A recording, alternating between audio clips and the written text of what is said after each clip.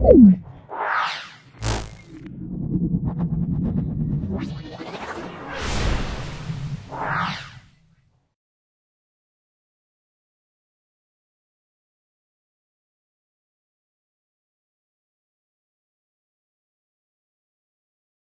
আমরা 6 নম্বর সেটটা এবিটিএ মাধ্যমিক টেস্ট পেপার 2024-25 6 নম্বর সেটটা সম্পূর্ণ ব্যাখ্যা করছি। ভিডিওটা প্রথম থেকে শেষ পর্যন্ত দেখো। আশা করি এই ভিডিও থেকে তোমরা উপকৃত হবে। তোমরা খুব ভালো করে দেখো। চ্যানেলটা যারা এখন সাবস্ক্রাইব করোনি চ্যানেলটাকে সাবস্ক্রাইব করে দাও, বেল বাটনে ক্লিক করে দাও। আমি নিত্য নতুন বিভিন্ন ভিডিও আপলোড করব ক্লাস 10-এর জন্য। যারা এবছরে 2025-এ মাধ্যমিক পরীক্ষা দিতে যাচ্ছ তাদের জন্য অত্যন্ত কার্যকরী ভিডিও। খুব ভালো করে দেখো, দেখে নাও। আজকের প্রথম প্রশ্ন, বায়ুমণ্ডলে কোন স্তরটির ঘনত্ব সবচেয়ে বেশি? বায়ুমণ্ডলে কোন স্তরটির ঘনত্ব সবচেয়ে বেশি? এটা হলো ট্রপোস্ফিয়ারের ঘনত্ব সবচেয়ে বেশি, অপশন এ। তারপরে দেখে নাও 4 গ্রাম H2 গ্যাসের এসটিভিতে পিভির মান কত? এটা আমরা বলবো পিভির মান আমরা বলবো অপশন বি বলবো। পিভি এটা হবে পিভি সমান 2RT। কেন? কারণ আমরা জানি পিভি সমান nRT, আর এখানে এই n এর মান হবে 4/2। দেখে নাও, খাতায় করে দেখাচ্ছি।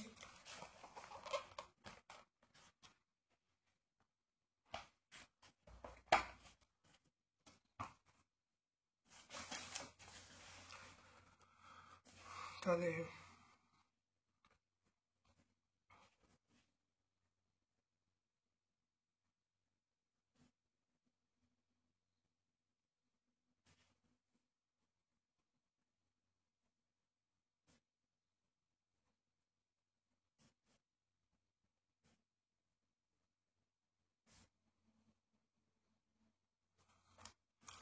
দেখে নাও, রেজাল্ট হবে 1.2। আমরা জানি PV equal to nRT। PV equal to n মানে W/m RT। পিভি সমান, দেখো ডব্লুর মান 4 বলা আছে, m এর মান মানে হাইড্রোজেন m মানে 2, হাইড্রোজেনের আণবিক ভর 2, তাহলে RT। তাহলে পিভি সমান আমরা কি বলবো? 2RT। তাহলে আমরা কোন অপশনটাই বলবো? দেখে নাও, অপশন বি আমরা বলবো, অপশন বি।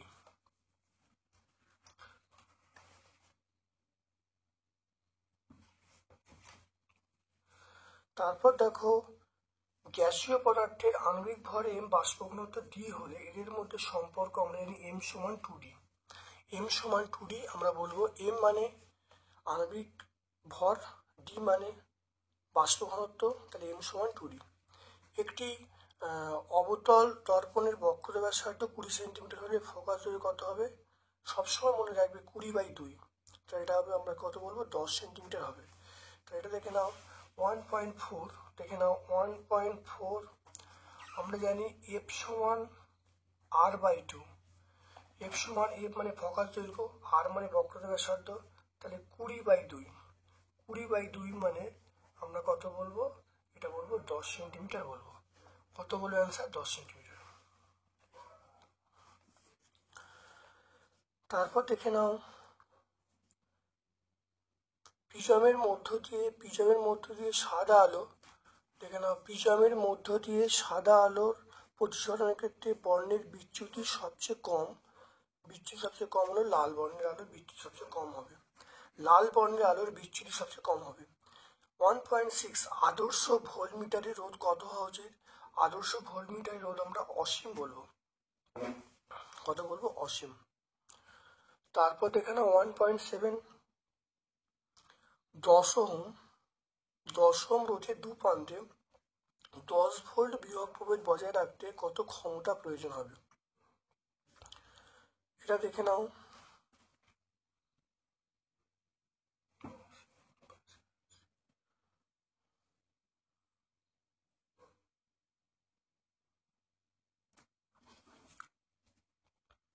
দেখে নাও 1.7 দেখো বলছি, দেখো ভি সমান আইআর, আমরা জানি ভি সমান আইআর, ভি এর মান 10, আই এর মান বার করছি, আর এর মান দেখো বলা আছে রোধ কত 10 বলা আছে, তাহলে আই এর মান কত হবে, আই এর মান দেখো 10/10, 10/10 মানে আমরা বলবো 1 অ্যাম্পিয়ার। ঠিক আছে, তারপরে আবার দেখে নাও পি সমান,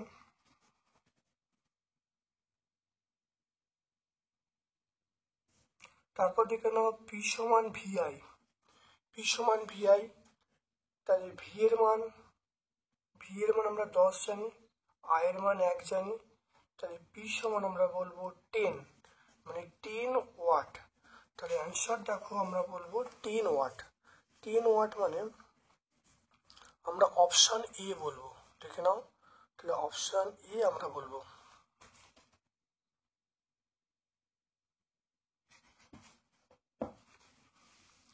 আমরা এভাবে করতে পারি বা আরেকভাবে করা যায়, এটা হলো একটা পদ্ধতি। আরেকটা ভাবে আমরা করতে পারি, সেটা অর দিয়ে দেখো করছি, পি সমান দেখো আমরা জানি এই একটা পদ্ধতি, আরেকটা পদ্ধতি দেখো পি সমান v²/r, তাহলে ভি এর মান কত, ভি এর মান 10 দিয়ে 10², আর এর মান 10, তাহলে 100/10 মানে আমরা কত বলবো 10 ওয়াটই বলবো। তাহলে আমরা দুটো পদ্ধতির মাধ্যমে অঙ্কটাকে উত্তর একই পেতে পারি। প্রথমে দেখো আমরা এখানে পাচ্ছি, দেখো ভি সমান আইআর, এই ফর্মুলার সূত্র প্রয়োগ করে তারপরে পি সমান ভিআই, এখানে পাচ্ছি দেখো 10 ওয়াট পাচ্ছি। বা আরেকটা ডাইরেক্ট সূত্র আছে, সেই সূত্র হলো পি সমান v²/r, ভি এর মান 10, 10², আর এর মান বসানো হলো 10 আর 10 গুণ করে 100, 100/10 মানে 10 ওয়াট আর 10 ওয়াট পেয়ে গেলাম। তাহলে আমরা অপশান কি পেয়ে গেলাম দেখে নাও, তাহলে আমরা অবশ্যই উত্তরটা পাবো অপশান এ পাবো।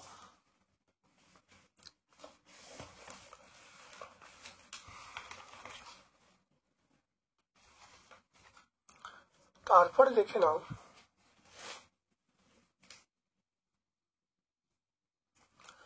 তারপর দেখে নাও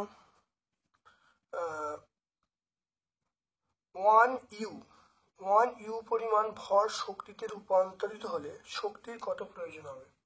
1 ইউ বলতে 1 অ্যাটমিক মাস ইউনিট।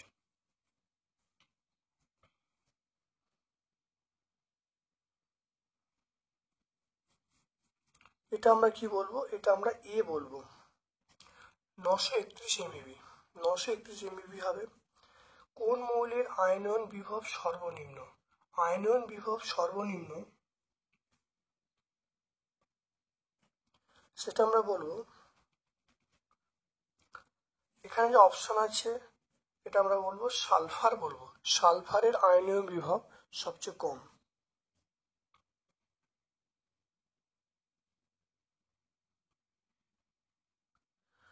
তারপর দেখো কোন যৌগের কেন্দ্রীয় পরমাণু সর্ববহিস্থ কক্ষে 8টির বেশি ইলেকট্রন থাকে।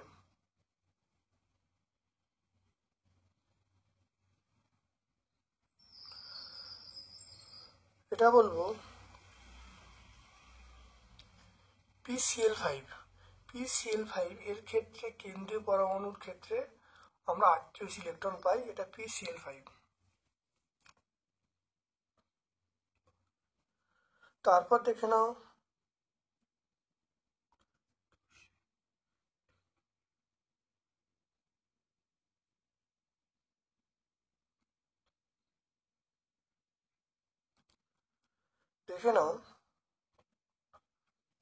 তাহলে নিচের কেন্দ্রীয় পরমাণু ইলেকট্রন সংখ্যা 8টার বেশি থাকবে, সেটা হলো PCl5।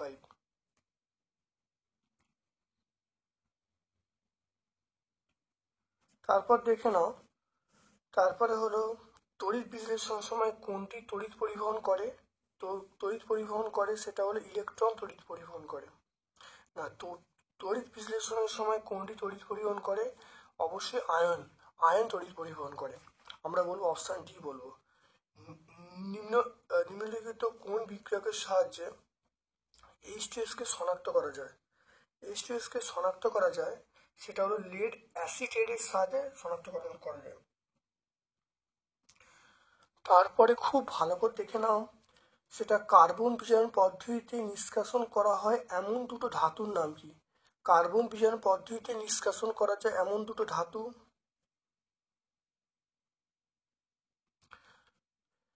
এটা বলবো কার্বন বিজারণ পদ্ধতিতে নিষ্কাশন করা যায় এমন ধাতু আমরা অপশন বি বলবো, জিঙ্ক। জিঙ্ককে নিষ্কাশন করি। তারপর দেখে নাও, আমরা বলবো নিচের কোনটি অসম্পৃক্ত হাইড্রোকার্বন? অসম্পৃক্ত হাইড্রোকার্বন, এটা আমরা বলবো C2H6। C2H6 প্রদত্ত কোনটি থার্মোসেটিন প্লাস্টিক নয়? থার্মোসেটিন প্লাস্টিক নয়, সেটা আমরা কি বলবো? Phenol formaldehyde. তাহলে ফিনল ফর্মালডিহাইড এটা থার্মোসেটিন প্লাস্টিক নয়। থার্মোসেটিন প্লাস্টিক সবগুলো আছে, কিন্তু ফিনল ফর্মালডিহাইড এটা থার্মোসেটিন প্লাস্টিক নয়।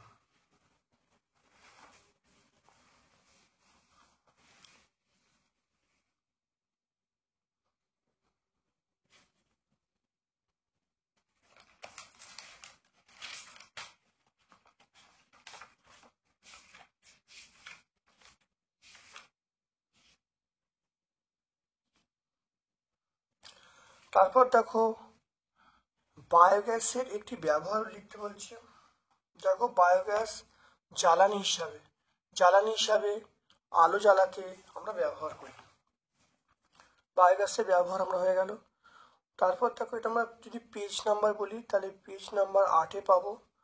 অথবা প্রশ্ন দেখো ওজোন স্তরে ওজনের NO2 বিভাজনে ওজোন স্তরে ওজনের বিয়োজনে NO2 ভূমিকা কি? NOর ভূমিকা কি দেখে নাও। ওজোন স্তরে ওজনের বিয়োজনে NOর ভূমিকা দেখে নাও। এখানে দেখতে পাচ্ছ, দেখো NO কিন্তু ওজোন স্তরকে ভেঙে NO2 উৎপন্ন হচ্ছে, সেই NO2 ইউভি রশ্মির দ্বারা আবার কি হচ্ছে, সেটা হলো NO উৎপন্ন হচ্ছে। তাহলে আমরা এই বিক্রিয়াগুলো লিখে দেবো, লিখে দিলে বোঝা যাবে। এটা আমার পেজ নাম্বার 4-এ পেয়ে যাব। এটা পেজ নাম্বার 4-এ। কাঠকয়লা, পেট্রোল, ইথানলের মধ্যে কোনটা জীবাশ্ম জ্বালানি? কাঠকয়লা, দেখে নাও, কাঠকয়লা, পেট্রোল, ইথানল, তাহলে এটা জীবাশ্ম জ্বালানি আমরা বলবো পেট্রোল বলবো। পেট্রোল আমরা বলবো জীবাশ্ম জ্বালানি বলবো। তাহলে এখানে অপশন কি হবে? অপশন এই পেট্রোলটা হবে। নিচে সত্য মিথ্যা বলতে বলছে অ্যাভোগাড্রো সূত্রে গ্যাসের অণুগুলির আয়তন নগণ্য করা হয়। অ্যাভোগাড্রো সূত্রে গ্যাসের অণুগুলির আয়তন গণ্য করা হয়। হ্যাঁ, আয়তনটা অবশ্যই গণ্য করা হয়, তো এটা সত্য। আয়তনটা অবশ্যই গণ্য করা হয়, এটা আমরা সত্য বলবো। তারপর দেখো, কারণ সম আয়তন সমস্ত গ্যাসের সমান সংখ্যক অণু থাকে, তাহলে আয়তনটা একটা নির্দিষ্ট ধরে নেওয়া হয়, তাহলে আয়তনটা কনস্ট্যান্টের মধ্যে আনা হয়। তাহলে 2.4 এসটিপিতে কত গ্রাম N2 গ্যাসের আয়তন? এসটিপিতে কত গ্রাম N2 গ্যাসের আয়তন ও চাপের গুণফল? এসটিপিতে কত গ্রাম N2 গ্যাসের আয়তন এবং চাপের গুণফল 224 লিটার অ্যাটমসফেরিক হবে।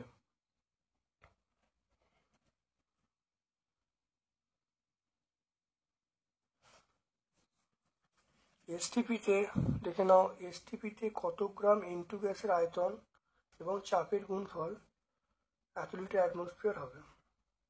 W/MRT।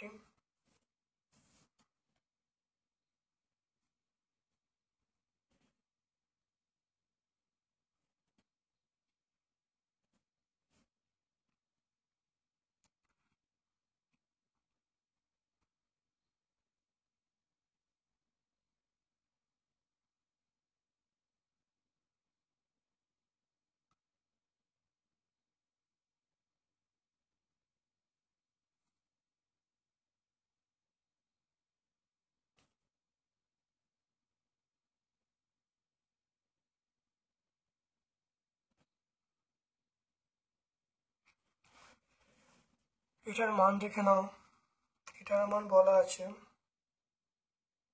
গুণফল 224 W ডব্লিউর মানটা চাইছে, এটা এম আছে। আর এর মান আমরা বলবো 0.0832।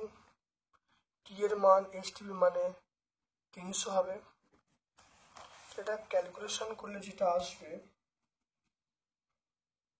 আমরা ডব্লিউর মানটা পেয়ে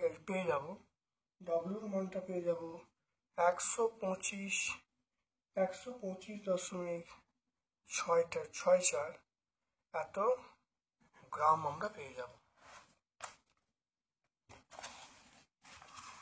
তারপর দেখো চলে আসছি পরেরটা, পিভি সমান ডব্লিউ/মাঠটি। এখানে বলা আছে এম এর একক। আমরা কি বলবো? দেখে নাও 2.5 এর অ্যান্সারটা হবে, এটা হলো গ্রাম পার মোল। তাহলে অ্যান্সার হবে গ্রাম পার মোল। বয়েল সূত্র অনুসারে অপরিত উষ্ণতা নির্দিষ্ট ভারে চাপ এবং আয়তনের সম্পর্ক কি? এটা বলবো ব্যস্তানুপাতিক। কি সম্পর্ক বলবো? আমরা ব্যস্তানুপাতিক বলবো। অথবা প্রশ্ন আমরা বলবো চাপ ও আয়তনের মধ্যে সম্পর্ক হলো ব্যস্তানুপাতিক। চাপ ও আয়তনের মধ্যে সম্পর্ক আমরা বলবো ব্যস্তানুপাতিক। তারপর দেখো আলোক রশ্মি বিচ্ছুরণের প্রাকৃতিক ঘটনা, এটা আমরা বলবো রংধনু বলবো।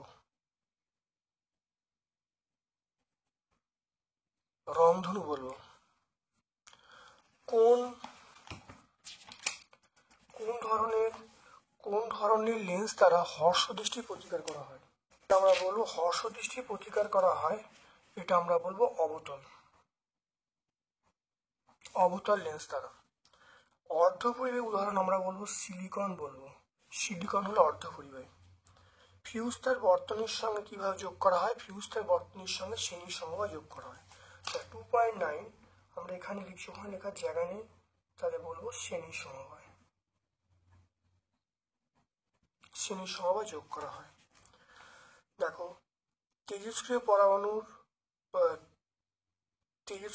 পরমাণুর কোন অংশ থেকে নির্গত হয়? এটা আমরা বলবো নিউক্লিয়াস থেকে। নিশ্চিত হয় নিউক্লিয়াস থেকে। তারপর দেখো তেজস্ক্রিয়তার এসআই একক, অথবা প্রশ্ন আছে, এটা আমরা বলবো বেকারল।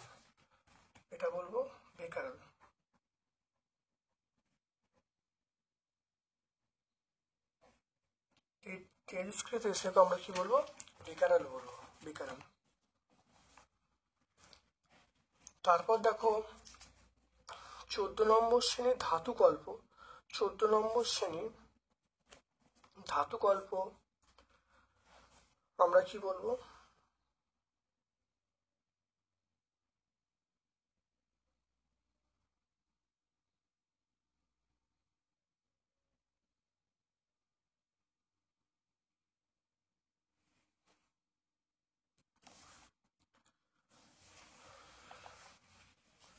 এটা দেখে নাও,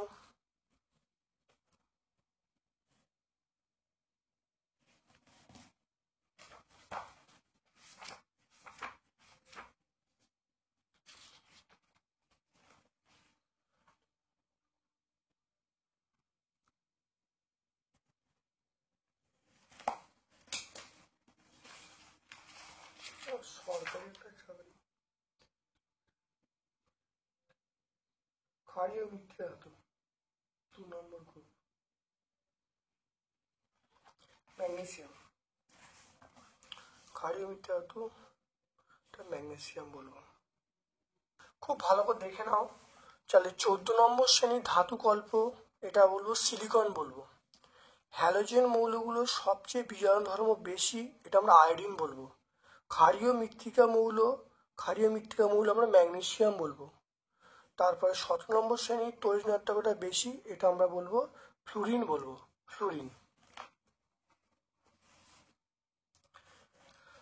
তাহলে অ্যামোনিয়াতে কটা ইলেকট্রন জোড় বর্তমান? দেখো অ্যামোনিয়াতে 3টি ইলেকট্রন জোড় গঠন করে। তাহলে অ্যামোনিয়াতে দেখো 3টি ইলেকট্রন জোড়, তাহলে আমরা বলবো 3টে বলবো।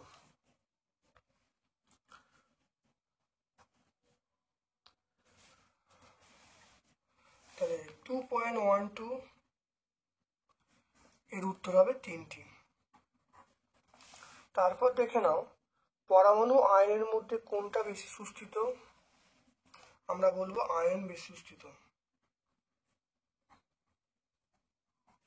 আয়ন, পরমাণু আয়নের মধ্যে সবচেয়ে সুস্থিত আমরা আয়ন বলবো।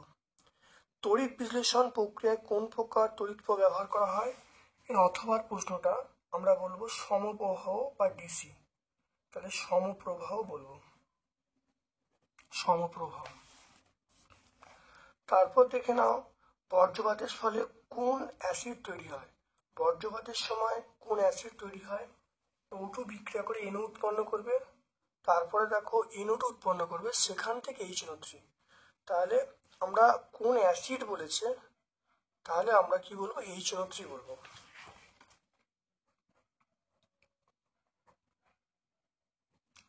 একটু দেখে নাও, প্রথমে দেখো N2 + O2 বিক্রিয়া করে NO উৎপন্ন, NO + O2 মানে NO2 উৎপন্ন হবে, NO2 জলের সঙ্গে বিক্রিয়া করে HNO3 উৎপন্ন হলে অ্যান্সার হবে HNO3 আমরা বলবো।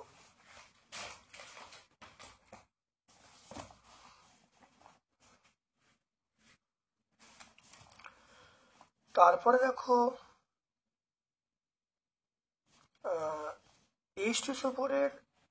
H2SO4 ব্যবহার করে কোন সার তৈরি করা হয়? এটা অ্যামোনিয়াম সালফেট, আমরা বলবো অ্যামোনিয়াম সালফেট। অ্যামোনিয়াম সালফেট আমরা ব্যবহার করি বা তৈরি করি। অ্যাসিডধর্মী বিকালকের উদাহরণ। অ্যাসিডধর্মী বিকালক,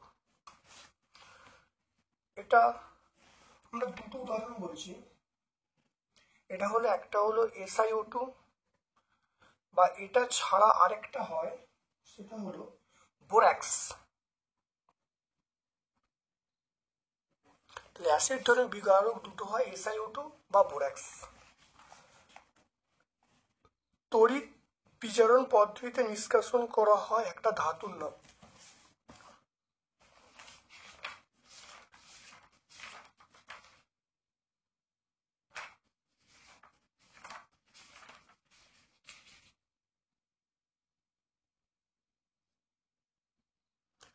তড়িৎ বিজারণ পদ্ধতিতে নিষ্কাশন করে ধাতুর নাম।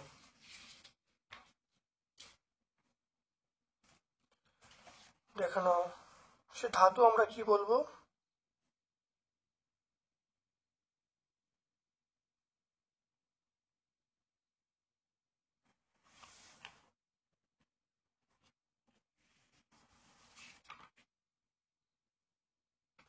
এটা আমরা বলবো সোডিয়াম। তড়িৎ বিজারণটা নিষ্কাশন করে আমার ধাতু নাম, এটা আমরা সোডিয়াম বলবো। ইনে একটি প্রাকৃতিক পলিমার, এটা সেলুলোজ বলবো।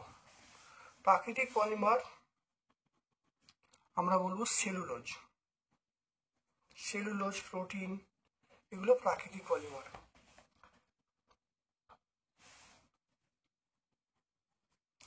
CH3 CH2 CH2 এর ইউপ্যাক নাম। দেখে নাও, এটা বলবো প্রোপানেল। প্রোপানেল।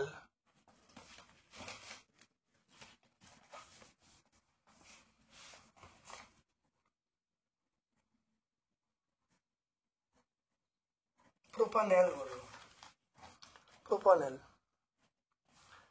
তারপর তো অথবা প্রশ্ন, CH2 CH2 CH2H এর অবস্থানগত সমবায়বতার গঠন লিখতে বলছে।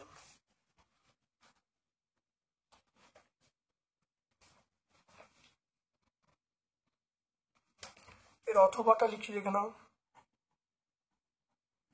অথবাটা হলো CH3 CH CH3, এটা আমরা OH বলবো।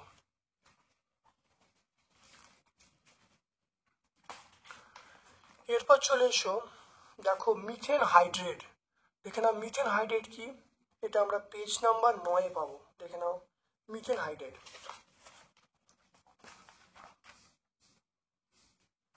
দেখে নাও মিথেন হাইড্রেট।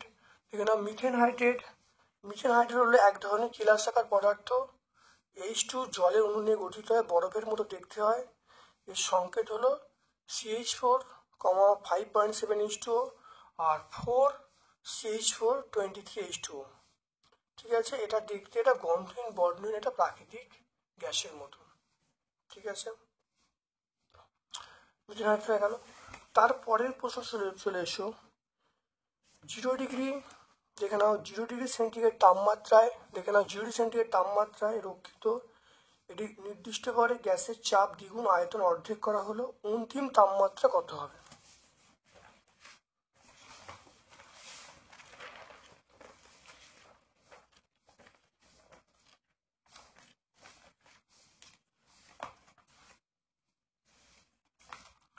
দেখে নাও, তাহলে P1 আমরা জানি P1 V1/T1 সমান P2 V2/T2। প্রাথমিক যে তাপমাত্রা বলা আছে সেটা হলো 0 কেলভিন, 0 সেন্টিগ্রেড মানে 273 কেলভিন। চাপটা দ্বিগুণ করা হচ্ছে, আয়তন অর্ধেক করা হচ্ছে, তারপর চাপ দ্বিগুণ, তাহলে প্রাথমিক চাপ P1 তার দ্বিগুণ মানে 2P1। আয়তনটা অর্ধেক, আয়তন ছিল V1, তাহলে অন্তিম আয়তন V1/2 হবে T2। তাহলে এখানে দেখো P1 V1 পেয়ে গেলাম, আর এখানে 2 দিক কেটে গেল, তাহলে এখানে P1 V1 এটা বাদ চলে গেল বা ক্যান্সেল হয়ে গেল, সমান আছে, সমান থাকলে পাশাপাশি ক্যান্সেল করা যায়, তাহলে পাশাপাশি কেটে গেল, তাহলে T2 মান পেয়ে গেলাম কত 273। তাহলে অন্তিম তাপমাত্রা কত 273 মানে 273 মানে 0 ডিগ্রি সেন্টিগ্রেড, অর্থাৎ তাপমাত্রার কোনো পরিবর্তন ঘটলো না।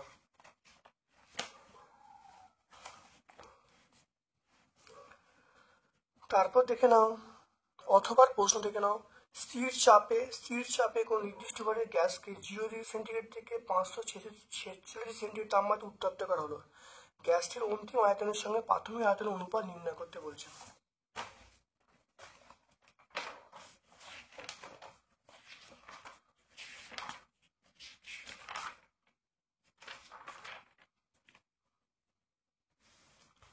দেখে নাও T1 এর মান T প্লাস 273, তাহলে এটা আমরা পেয়ে গেলাম কত হলো, T1 এর মান 0 প্লাস 273 মানে 273 কেলভিন। T2 মান 546 প্লাস 273 মানে 819 কেলভিন।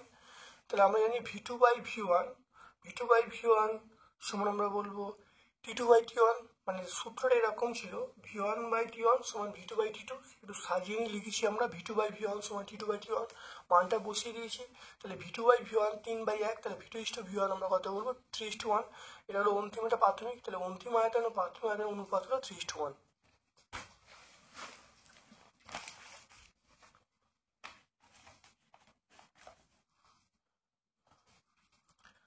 তারপর দেখো প্রিজমের ন্যূনতম চ্যুতিকোণের শর্ত উল্লেখ করতে হবে। প্রিজমের ন্যূনতম চ্যুতিকোণের শর্ত হলো, মনে রাখবে এটা হলো আপাতন কোণ এবং নির্গম কোণ পরস্পর সমান হবে। কথাটা লিখে নেবে, আপাতন কোণ নির্গম কোণ পরস্পর সমান হবে, এবং তার সঙ্গে সঙ্গে দেখে নাও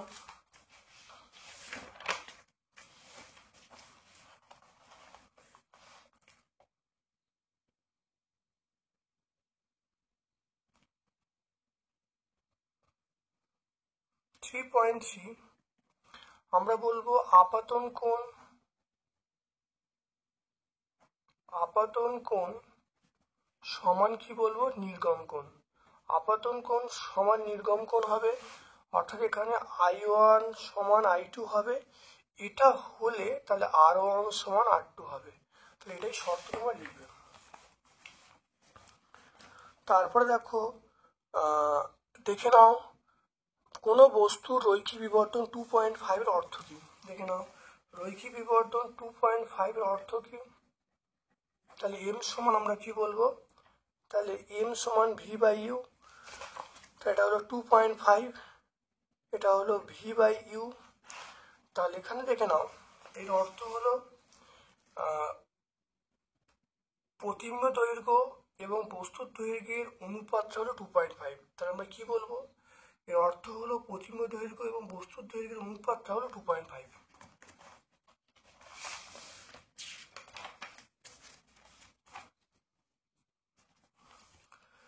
তারপর দেখে নাও 3.4, একটি বৃত্তাকার পরিবাহী কোণ অক্ষ বরাবর রক্ষিত দণ্ডচুম্বক উভয় দিকে একই দিকে গতিশীল হচ্ছে। একটি বৃত্তাকার পরিবাহী কুণ্ডলীর অক্ষ বরাবর, দেখে নাও একটি বৃত্তাকার, দেখে নাও একটি বৃত্তাকার পরিবাহী কুণ্ডলী অক্ষ বরাবর রক্ষিত একটি দণ্ড চুম্বক উভয় একই দিকে গতিশীল হচ্ছে। কুণ্ডলীর আবিষ্কার তড়িৎচুম্বক বল হবে কি? একটি বৃত্তাকার পরিবাহী কুণ্ডলী অক্ষ বরাবর রক্ষিত চুম্বকের একটি বৃত্তাকার কুণ্ডলীর অক্ষ বরাবর রাখা একটি চুম্বকের উভয়কেই একটি বৃত্তাকার পরিবাহী কুণ্ডলীর অক্ষ বরাবর রাখা একটি চুম্বক উভয়কেই একই দিকে গতিবেগ দেওয়া হচ্ছে। তাহলে কুণ্ডলীর মধ্যে তড়িৎ আবিষ্কার হবে কি? মানে একটা হলো কুণ্ডলীর মধ্যে আছে, কুণ্ডলীর মধ্যে এখানে ভাষাটা বলতে চাইছে বৃত্তাকার কুণ্ডলীর মধ্যে একটা চুম্বক রাখা আছে, ওইগুলোই একই দিকে বেগ মানে গতিবেগ দেওয়া হচ্ছে। এটা হবে না, কারণ তাদের মধ্যে আপেক্ষিক বেগ থাকতে হবে। আপেক্ষিক বেগ থাকলে তবে তড়িৎচুম্বক আবিষ্কার হবে, তাহলে হবে না। এখানে অ্যান্সার হবে না, কারণ এখানে তাদের মধ্যে আপেক্ষিক বেগ থাকতে হবে, তবেই তার মধ্যে আবিষ্কৃত তড়িৎচুম্বক সৃষ্টি হবে। তারপর দেখো লুইস ডট গঠনের সাহায্যে নাইট্রোজেনের গঠন ব্যাখ্যা করতে বলছে। এটা আমরা 109 পেজে পাবো।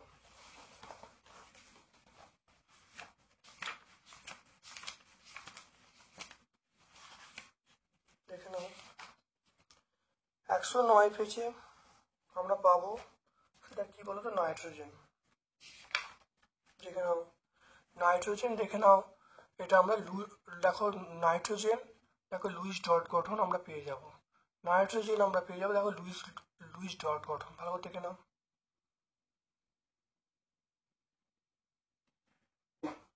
দেখে নাও এটা হয়ে গেল। তারপর দেখো সোডিয়াম ক্লোরাইডের বন্ধন NaCl দ্বারা প্রকাশ করা হয় না কেন? এটা আগের পেজে হয়েছে, 6/321 পেজে আমরা পড়েছি।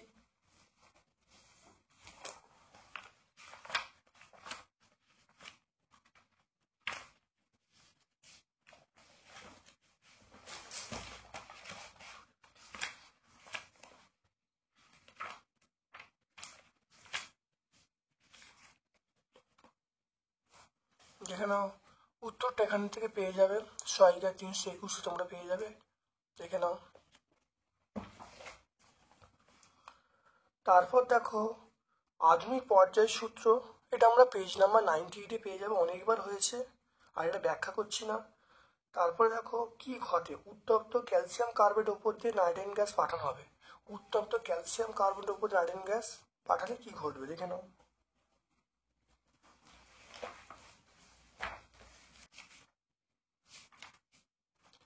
দেখো ক্যালসিয়াম কার্বাইডের উপর দিয়ে দেখে নাও ভালো করে, ক্যালসিয়াম কার্বাইডের সঙ্গে দেখো দেখে নাও কার্বনের বিক্রিয়া করছে।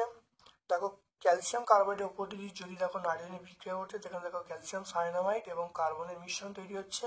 এই মিশ্রণটাকে আমরা নাইট্রোলিন বলবো, জমিতে সার হিসেবে ব্যবহার করা হয়।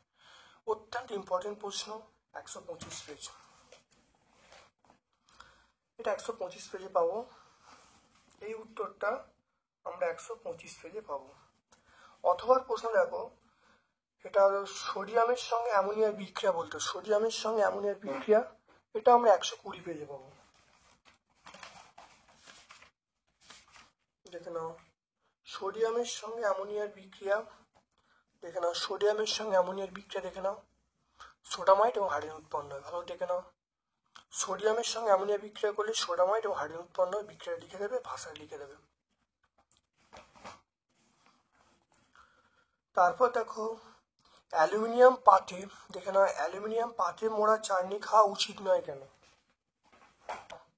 অ্যালুমিনিয়াম, দেখে নাও অ্যালুমিনিয়াম পাতে মোড়া আচার চাটনি খাওয়া উচিত নয় কেন? দেখো অ্যালুমিনিয়াম পাতে মোড়া আচার বা চাটনি খাওয়া উচিত নয় কেন? আচার বা চাটনি খাবারের মধ্যে সংরক্ষক হিসাবে ভিনিগার মেশানো থাকে। ভিনিগার হলো অ্যাসিটিক অ্যাসিড নামক একটা জৈব অ্যাসিডের দ্রবণ। তাহলে অ্যাসিটিক অ্যাসিড অ্যালুমিনিয়ামের সঙ্গে বিক্রিয়া করে জলে দ্রাব্য অ্যালুমিনিয়াম ঘটিত লবণ উৎপন্ন করে, যা মানবদের পক্ষে অত্যন্ত ক্ষতিকারক। ফলে অ্যালুমিনিয়াম পাতে মোড়া আচার চাটনি এগুলো খাওয়া উচিত নয়, শরীরে বিষক্রিয়া ঘটবে। এটা আমরা সহায়িকায় 432 পেজে পাবো। সহায়িকায় আমরা পাবো, এটা আমরা পাবো 432। দেখে নাও। তারপর দেখে নাও লাল বর্ণের ব্রোমিন জলের মধ্য দিয়ে, লাল বর্ণের ব্রোমিন জলের মধ্যে অ্যাসিড পাঠালে কি ঘটবে, এটা আমরা 135 পেজে পাবো। অনেকবার হয়েছে, ব্যাখ্যা করছি না। তারপর দেখো গাঢ় H2SO4 সহযোগে অ্যাসিটিক অ্যাসিড এবং ইথাইল অ্যালকোহল মিশ্রণকে রিফ্ল্যাক্স করলে কি ঘটবে, এটা হলো পেজ নাম্বার 147 আমরা পাবো।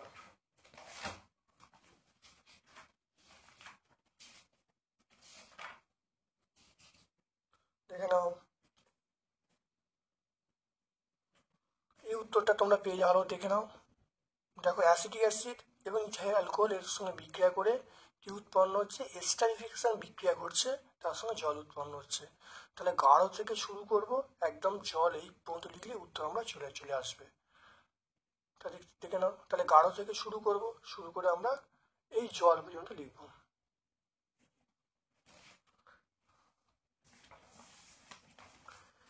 এরপর দেখো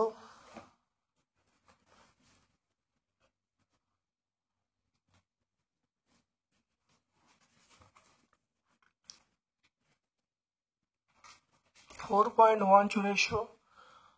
অর্থাৎ কোনো গ্যাসের মোলার আয়তন বলতে কি বোঝো, বাস্তব গ্যাসের সঙ্গে আদর্শ গ্যাসের বিচ্যুতির কারণ। মোলার আয়তন,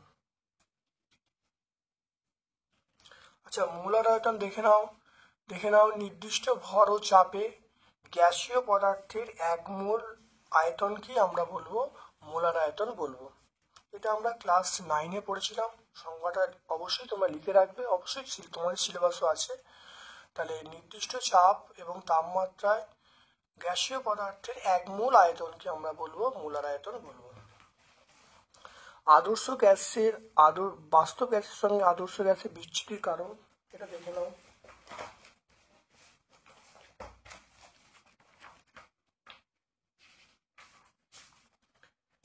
এটা আমরা পাবো, দেখো দুটো পয়েন্ট পাবো পেজ নাম্বার 19-এ। দেখে নাও পেজ নাম্বার 19-এ দেখে নাও, এই দুটো পয়েন্ট আছে। তাহলে দুটো পয়েন্ট আমরা 1 আর 2 দুটো পয়েন্ট আমরা লিখে দেবো, লিখে দিলে উত্তর পেয়ে যাব।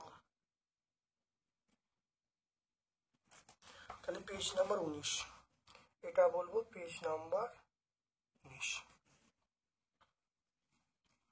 তারপর দেখো 4.2 খুব ভালো করে দেখো, সেটা দেখো বলছে এসটিপিতে 22.2 লিটার অ্যামোনিয়া উৎপন্ন করতে কি পরিমাণ NH4Cl এর সাথে কলিশন উত্তপ্ত করতে হবে।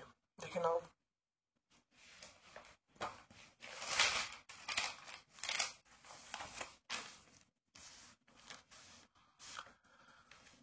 ভালো করে। তাহলে বিক্রিয়াটা দেখো NH4Cl প্লাস COH হোল 2, এটা COH হোল 2, এটা হলো অ্যামোনিয়া উৎপন্ন হবে, ক্যালসিয়াম ক্লোরাইড এবং জল উৎপন্ন হবে। এর দেখো ভরটা হলো আণবিক ভর দেখো 63.5। এর দেখো কত হচ্ছে, এটা 1 মোল হওয়ার জন্য 22.4, এখানে 2 মোল আসে বলে 2 × 22.4। তাহলে এইটা থেকে তাহলে 2 × 22.4 লিটার অ্যামোনিয়া তৈরি করতে NH4Cl প্রয়োজন 63.5 গ্রাম। এটা আমরা গ্রাম লিখবো।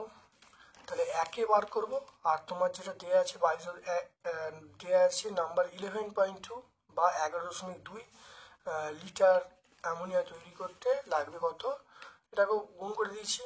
এটা ক্যালকুলেশন করলে উত্তর আসছে 15.87 গ্রাম। তাহলে কত অ্যান্সার হবে 15.87। তারপরে দেখো একটা অথবার প্রশ্ন আছে, এটাও তোমাদের খুব ইম্পর্টেন্ট। 8.8 গ্রাম ফেরাস সালফাইডের সঙ্গে অতিরিক্ত পরিমাণ লঘু H2SO4 বিক্রিয়া প্রমাণ উষ্ণতা ও চাপে কত লিটার H2S উৎপন্ন হবে। দেখে নাও, বিক্রিয়াটা প্রথমে দেখে গেল FeS প্লাস H2SO4 সমান আমরা বলবো FeSO4 প্লাস H2S। এটা দেখো 56, দেখো Fe মানে 56 প্লাস 32 88, তাহলে 88 গ্রাম FeS থেকে H2S পাওয়া যাবে, সেটা কত 22.4 লিটার। একে বার করবো আর 8.8-এ বার করলে উত্তর চলে আসছে 2.24 লিটার।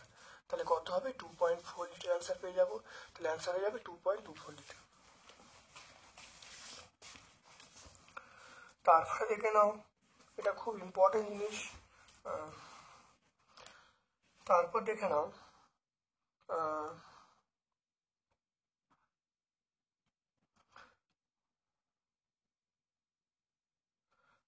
তারপরে লোহার আয়তন প্রসারণ গুণাঙ্ক দেওয়া আছে, ফারেনহাইট স্কেলে মান কত বার করতে বলছে।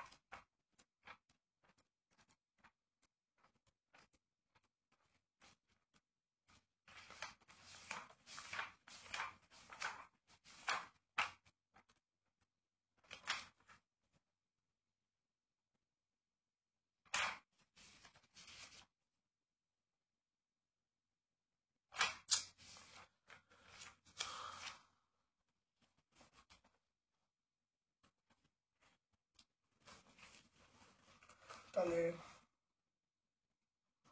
দেখে নাও, এটা হলো দেখে নাও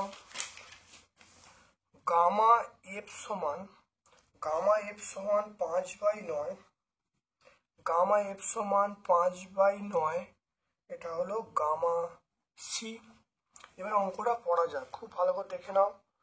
এখানে দেখো আয়তন প্রসারণ গুণাঙ্ক সেন্টিগ্রেডে বলা আছে, ফারেনহাইটে চাইছে।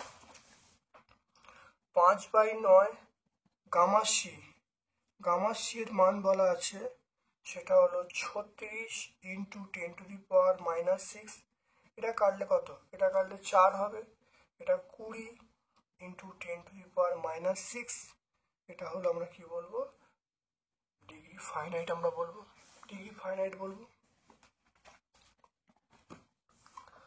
তারপর দেখে নাও দুয়েরটা কঠিন পদার্থের আলফা বিটা গামার মধ্যে সম্পর্ক লিখতে বলছে। তো এটা একেরটা বললাম। এবার দেখো দুয়েরটা, তাহলে কি হবে? আলফা সমান β/2 আমরা বলবো γ/3। আলফা সমান β/2 সমান γ/3। এটা কার উত্তর? এটা আমরা বলবো 4.3। তারপর দেখে নাও 4.4, খুব ভালো করে দেখে নাও। 4.4 দেখে নাও, অবতল দর্পণ দ্বারা কিভাবে অসৎ প্রতিবিম্ব গঠন করা যাবে। এটা পেজ নাম্বার 40 তোমরা পেয়ে যাবে। পেজ নাম্বার 40 দেখে নাও, অবতল দর্পণ দ্বারা অসৎ প্রতিবিম্ব গঠন। খুব ভালো করে দেখে নাও, এটা ছবিটা আঁকবে, ব্যাখ্যা করে দেবে, আর লাস্টে তোমার লিখে দেবে প্রতিবিম্বটা কেমন হবে। প্রতিবিম্বটা হবে সমশীর্ষ হবে, অসৎ হবে, বিবর্ধিত হবে।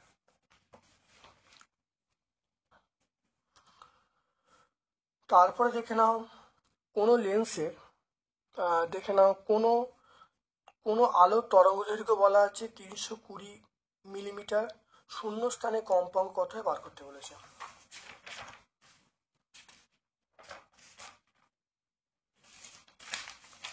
দেখে নাও ভালো করে, দেখো 320 মিলিমিটারকে মিটারে চেঞ্জ করা হলো। সি সমান এল ল্যামডা। সি মানে শূন্য মাধ্যমে আলোর বেগ, হলো 3 × 10⁸। এটা দেখো বাই সি এর মান বসানো, ল্যামডার মান বসিয়ে দিলাম, বসে উত্তর পেয়ে গেলাম 9.37 × 10⁸। এটা 10⁸, কিন্তু 10⁸ হার্জ।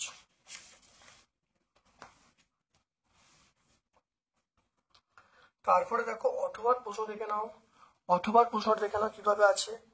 একটি আলোক রশ্মি দেখে নাও, 30° কোণে প্রিজমের মধ্যে দিয়ে একটি আলোক রশ্মি 30° কোণ বিশিষ্ট প্রিজমের মধ্য দিয়ে 60° কোণে আপতিত হলো। মোট চ্যুতি বলা আছে কত?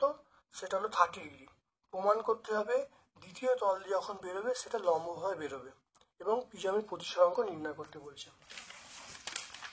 দেখে নাও এর মান বলা আছে, I1 এর মান বলা আছে ডেল্টার মান বলা আছে, I2 মান দেখো মানগুলো সব বসিয়ে দিল, আমরা জানি ডেল্টা সমান I1 প্লাস I2 মাইনাস এ, দেখো প্রত্যেকের মান বসিয়ে দেখো I2 মান 0 পেয়ে গেলাম, তাই লম্বভাবে এটা বেরোচ্ছে I2 0 মানে, তাহলে আমরা কি বলবো, এটা কিন্তু আলোটা লম্বভাবে অবশ্যই বেরোচ্ছে।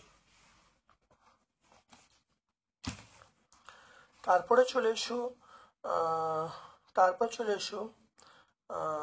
4.6 দেখো ফিলামেন্টযুক্ত বাল্বের তড়িৎ অপচয় ঘটে, এটা ব্যাখ্যা করতে বলছে। আর সবচেয়ে বেশি তড়িৎ সাশ্রয়কারী ল্যাম্প হলো এলইডি, তাহলে এই উত্তরটা আমরা বলবো এলইডি। আর ফিলামেন্টযুক্ত বাল্ব বেশি শক্তি অপচয় করে, দেখে নাও এটা আমরা পাবো 74 পেজে।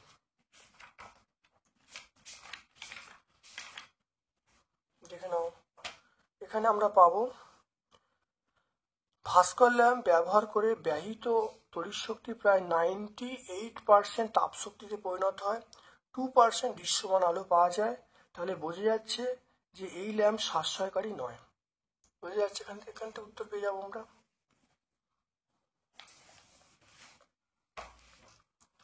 তারপরে চলে এসো আমরা দেখো 4.7 প্রথম পরিবাহী রোধ দ্বিতীয় পরিবাহী দ্বিগুণ, পরিবাহী বিভব প্রভেদের একই, তাহলে বলেছে তড়িৎ প্রবাহের অনুপাত কত হবে।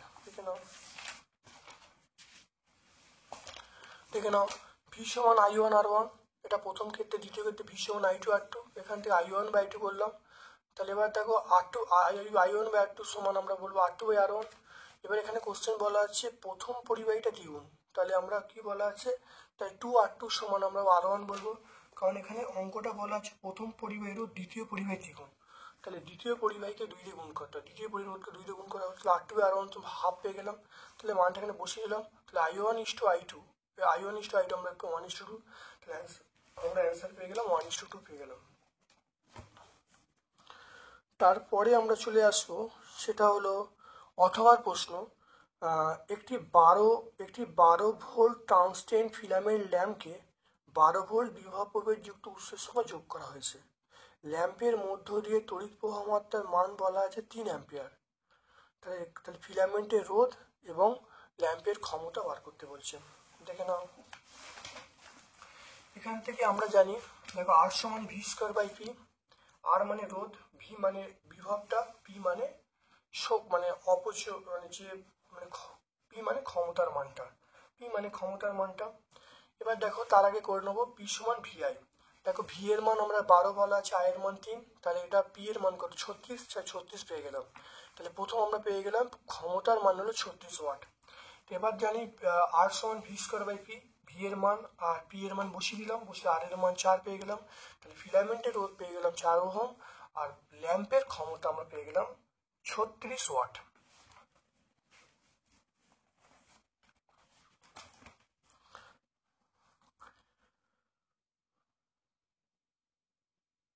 তারপর দেখো 4.8 দেখে নাও একটি তেজস্ক্রিয় মৌল থেকে আলফা কণা সৃষ্টি হলে নতুন মৌল সৃষ্টি হয়, গামা নিঃসরণে নতুন মৌল সৃষ্টি হয় না কেন, এটা ব্যাখ্যা করতে বলছে। 25 উত্তর পেয়ে যাচ্ছি। কোনো তেজস্ক্রিয় মৌলের নিউক্লিয়াস থেকে একটি আলফা কণা বেরিয়ে গেলে নতুন মৌলের সৃষ্টি হয়, কারণ তার ভর সংখ্যা 4 কমে, প্রোটন সংখ্যা 2 কমে, তাই কোনো তেজস্ক্রিয় মৌলের থেকে আলফা কণা নির্গমনে নতুন মৌল সৃষ্টি হয়। আবার গামা কণা বেরিয়ে গেলে এক ধরনের তড়িৎচুম্বকীয় বিকিরণ সৃষ্টি হয়, অর্থাৎ কোনো তেজস্ক্রিয় পরমাণু আলফা কণা বা বিটা কণা বিঘটন হলে নিউক্লিয়াসটি উত্তেজিত অবস্থায় থাকে, তখন ওই নিউক্লিয়াসটি গামা কণা নির্গমনের মাধ্যমে আবার ভৌম অবস্থায় বা আগের অবস্থায় ফিরে আসে, অর্থাৎ গামা রশ্মি নির্গত হলে ভর সংখ্যা বা পরমাণু ক্রমাঙ্কের কোনো পরিবর্তন ঘটে না। এটা আমরা সহায়িকায় 264 পেজে পেয়ে যাব,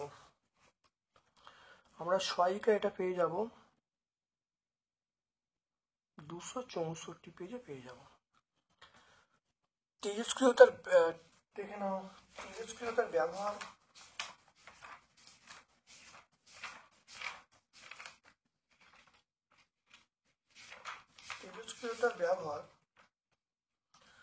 দেখে নাও পৃথিবীর বয়স মাপতে আমরা C14 ব্যবহার করি, দেখে নাও। অর্থাৎ রেডিও কার্বন রেটিং দ্বারা পৃথিবীর বয়স মাপা হয়। বা দেখে নাও চিকিৎসা বিজ্ঞানে অর্থাৎ কোবাল্ট, এটা ব্যবহার করি। তারপরে লিউকেমিয়া মানে মস্তিষ্কের টিউমার সারাতে আমরা ফসফরাস এই মৌলটা ব্যবহার করি। তারপরে চলে এসো মোজলের পরীক্ষার সিদ্ধান্ত কি, পর্যায় সারণীর এই সিদ্ধান্তে গুরুত্ব কি। দেখো মোজলের সিদ্ধান্ত, মোজলের ধারণা, মোজলের সিদ্ধান্ত দেখে নাও। মোজলের সিদ্ধান্ত, তাহলে মোজলে কি করেছে, মোজলে দেখো পরমাণু সংখ্যার ভিত্তিতে বা পরমাণু ক্রমাঙ্ক ভিত্তিতে সাজিয়েছে। আর গুরুত্বলীর সিদ্ধান্তের ফলে মৌলগুলি পারমাণবিক ভরের পরিবর্তনে ক্রমবর্ধমান পরমাণু ক্রমাঙ্ক অনুসারে প্রথম পর্যায় সারণীতে সাজিয়ে মেন্ডেলিফের পর্যায় সংশোধন করেছে এবং এবং যে এবং পর্যায় সারণীর আধুনিক সংস্করণ এবং দীর্ঘ সারণী প্রকাশ করেছে। তাহলে এটা আমরা পেয়ে যাব, 93 পেজে পেয়ে যাবো আমরা, এটা 93 পেজে পাবো। মৌলের দেখো, মৌলের আয়নন শক্তি বলতে কি বোঝো, এটা মৌলের পরমাণুর আয়নাইজেশন শক্তি কি বলতে কি বোঝো, এটা ঊর্ধ্বক্রমে সাজাতে বলছে। এটা আমরা 102 পেজে পাবো। 102 পেজে কেন,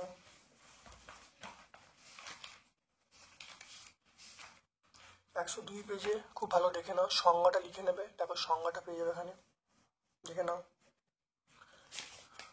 এটা আমরা 101-এ পাবো, এটা এখানে 101-এ পাবো, দেখে নাও 101-এ, সংজ্ঞাটা 101-এ পেয়ে যাবো। আর উত্তরটা, তারপরে উত্তরটা দেখো এখানে আছে, দেখো LINAKRBCS। তারপর দেখো ধাতব তারের মধ্য দিয়ে তড়িৎ পরিবহন এবং তড়িৎ বিশ্লেষণের মধ্যে পার্থক্য, এটা আমরা দুয়ারি গাঙ্গুলি মৈত্রীর এই বইটা 113 পেজে অনেকবার হয়েছে, তোমরা দেখলেই পেয়ে যাবে। তারপর দেখো তড়িৎ বিশ্লেষণ পদ্ধতিতে ধাতুর পরিশোধনে, কপার ধাতুর পরিশোধনে অবিশুদ্ধ কপার দণ্ডকে আমরা অ্যানোড হিসেবে ব্যবহার করব। হেবার পদ্ধতি আমরা অনেকবার করেছি, এটা পেজ নাম্বার 121-এ তোমরা পেয়ে যাবে হেবার পদ্ধতি। দুয়ারি গাঙ্গুলি মাইতি তোমরা 121 পেজে পেয়ে যাবে হেবার পদ্ধতি। তারপর দেখো স্পর্শ পদ্ধতি যে ব্যাখ্যাটা, সেটা তোমরা দুয়ারি গাঙ্গুলি মাইতি সেই টেক্সট পেয়ে তোমরা 127 পেজে পেয়ে যাবে।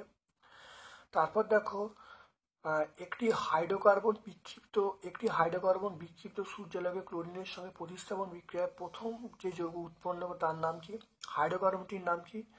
আর বিক্রিয়ার প্রথম ধাপে সমীকরণ লিখতে বলছে, হাইড্রোকার্বনটির ব্যবহার বলতে বলছে। দেখে নাও, এটাও হয়েছে, আরেকবার দেখে নাও।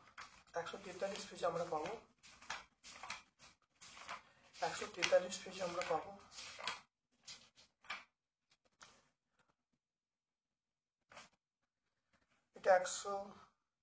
এটা আমরা 144 পেজে পাবো। এই উত্তরটা আমরা 144 পেজে পাবো।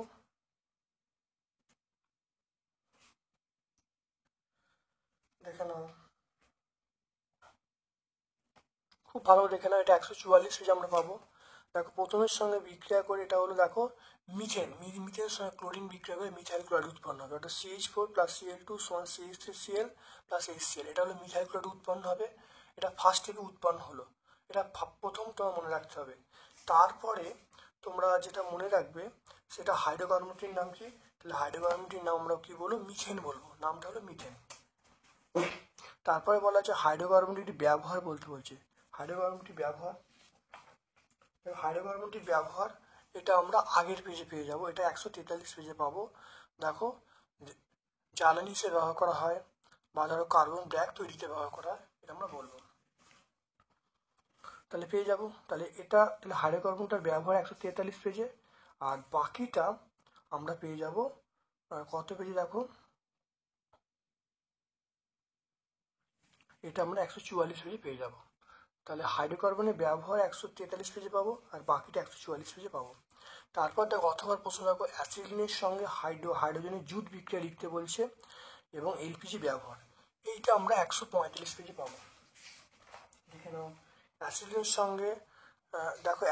সঙ্গে আমরা জুট বিক্রিয়া, দেখো অ্যাসিলিনের সঙ্গে হাইড্রোজেনের জুট বিক্রিয়া, নিকেল অনুঘটক উপস্থিতিতে 200 সেন্টি তাপমাত্রায় পিটি এবং পিডি বা র্যানি অনুঘটকের সাহায্যে সাধারণ তাপমাত্রায় অ্যাসিটিলিন বিক্রিয়া করে কি উৎপন্ন হবে? প্রথমে ইথিলিন উৎপন্ন হবে, তারপর ইথেন উৎপন্ন হবে। এটা বিক্রিয়া লিখে দেবো, অ্যান্সার পেয়ে গেলাম। তারপরের স্টেপে আমরা কি বলবো, এখানে বলা আছে এলপিজির ব্যবহার বলতে বলছে। এলপিজির ব্যবহার আমরা 144 পেজে পেয়ে যাব। এলপিজি ব্যবহার দেখে নাও, জ্বালানি হিসাবে রান্নার কাজে আমরা ব্যবহার করি এলপিজিকে।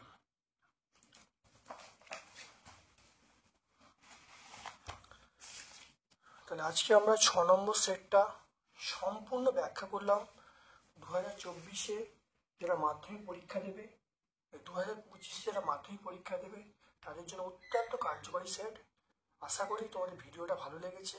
যদি ভালো লাগে একটা লাইক করবে, যারা এখনো চ্যানেলটি সাবস্ক্রাইব করবে চ্যানেলটাকে সাবস্ক্রাইব করে দেবে, তোমাদের সকল বন্ধু বান্ধবের ইউটিউব চ্যানেল লিঙ্কটা শেয়ার করে দেবে, আর একটা লাইক তোমরা করবে। আমার পক্ষ থেকে সকলকে ধন্যবাদ এবং শুভকামনা জানাচ্ছি।